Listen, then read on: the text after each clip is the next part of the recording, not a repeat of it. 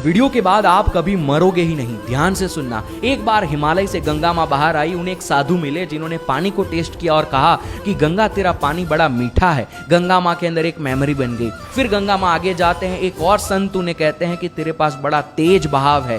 गंगा माँ के अंदर दूसरी मेमोरी बन गई। फिर वो थोड़ा और आगे जाते हैं तो एक संत उनके किनारे पर डुबकी लगाकर दूसरे किनारे पर निकले और कहा कि गंगा तेरे पास तो 2 किनारे हैं। तो गंगा माँ के अंदर तीसरी मेमोरी बन गई। फिर गंगा माँ आगे जाते हैं तो उन्हें समुद्र नजर आता है और वो घबरा जाते हैं क्योंकि उनकी ये 3 मेमोरी अगर समुद्र में गए तो मीठे से खारे हो जाएंगे, किनारे चले जाएंगे और बहाव शून्य हो जाएगा।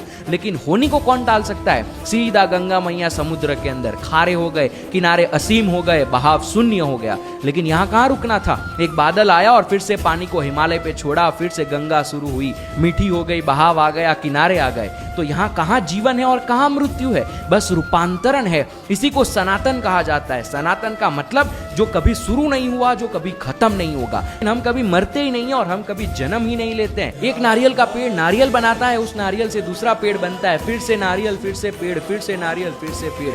बस रूपांतरण है। इसको याद रखना, जब मौत आएगी तब काम आएगा। शिवम शिवम।